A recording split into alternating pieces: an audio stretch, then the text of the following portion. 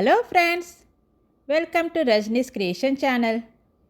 ఇవాల్టి special recipe వచ్చి pizza sauce.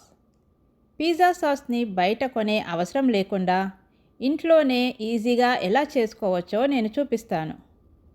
నేను చూపించినట్టు విధంగా చేస్తే టేస్ట్ అండ్ టెక్స్చర్ పర్ఫెక్ట్గా వస్తుంది. పిజ్జా సాస్ చేయడానికి చాలా మినిమం ఇంగ్రీడియంట్స్ కావాల్సి వస్తుంది. ఈ పిజ్జా సాస్తో చేసిన పిజ్జా కూడా ఎమ్మీ అండ్ సూపర్ టేస్టీగా ఉంటుంది.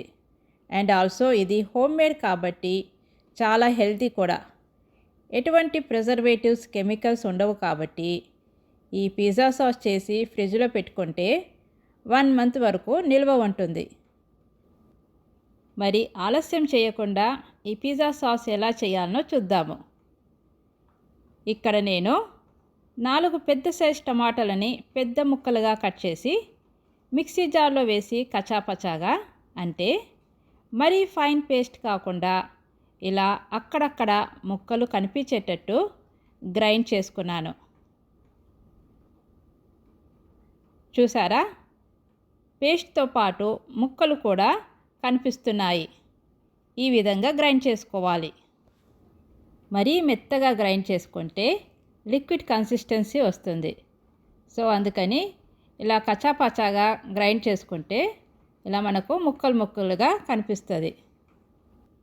అలాగే ఒక చిన్న ఉల్లిపాయని 10 వెల్లుల్లిపాయని ఇలా సన్నగా తరిగి పెట్టుకోవాలి. ఇప్పుడు స్టవ్ ఆన్ చేసి ప్యాన్లోకి 1 టేబుల్ స్పూన్ ఆయిల్ వేసి, ఆయిల్ వేడయ్యాక సన్నగా తరిగిన వెల్లుల్లి, 1/2 టీ స్పూన్ చిల్లీ ఫ్లేక్స్ వేస్తున్నాను. ఈ చిల్లీ ఫ్లేక్స్ చాలా కారం ఉంది కాబట్టి 1/2 టీ స్పూన్నే వేస్తున్నాను, లేకుంటే 1 టీ స్పూన్ వరకు వేసుకోవచ్చు. మీ టేస్ట్ని బట్టి అడ్జస్ట్ చేసుకోండి. వీటిని లో ఫ్లేమ్లో 1/2 నిమిషం ఫ్రై చేయాలి. అలాగే సన్నగా తరిగిన ఉల్లిపాయలు వేసి 2 నిమిషాలు వేగించాలి.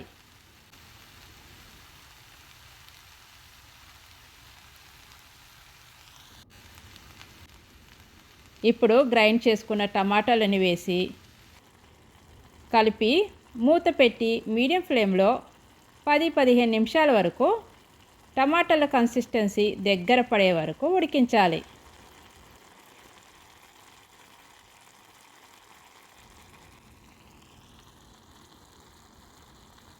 టైం అటు ఇటు కావచ్చు.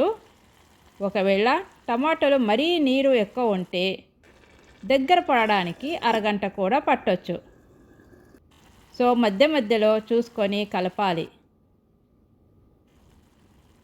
ఇక్కడ నాకు 20 మినిట్స్ పట్టింది టమాటా గుజ్జు దగ్గర పడడానికి.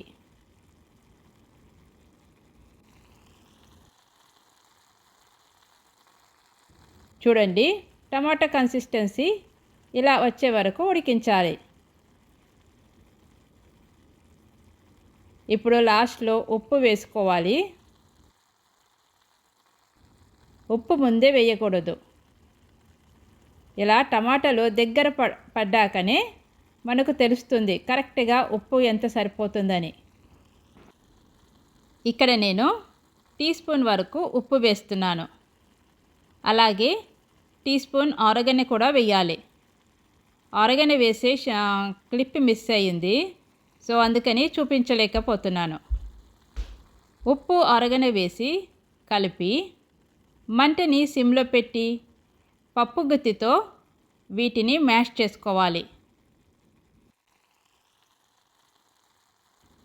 ఇలా మ్యాష్ చేసుకోవడం వల్ల ఆనియన్ గార్లిక్ టమాటాలోకి బాగా పట్టి టేస్ట్ ఇంకా ఎన్హాన్స్ అవుతుంది.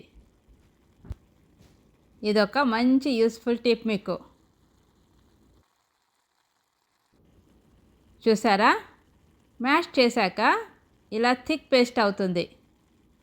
ఇప్పుడు స్టవ్ ఆఫ్ చేయాలి. చల్లారాక బాటిల్లో తీసుకొని ఫ్రిడ్జ్లో స్టోర్ చేసుకుంటే నెల వరకు పాడవకుండా ఉంటుంది. అదే బయట పెడితే 2-3 రోజుల కంటే ఎక్కువగా ఉండకపోవచ్చు.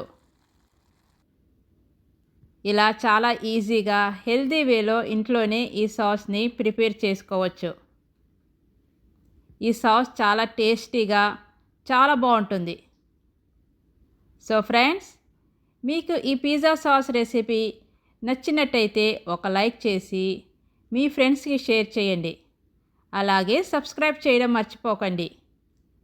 ఈ రెసిపీ ట్రై చేసి కామెంట్ సెక్షన్లో ఎలా ఉందో తెలియచేయండి. Thanks for watching. Please like, share and subscribe.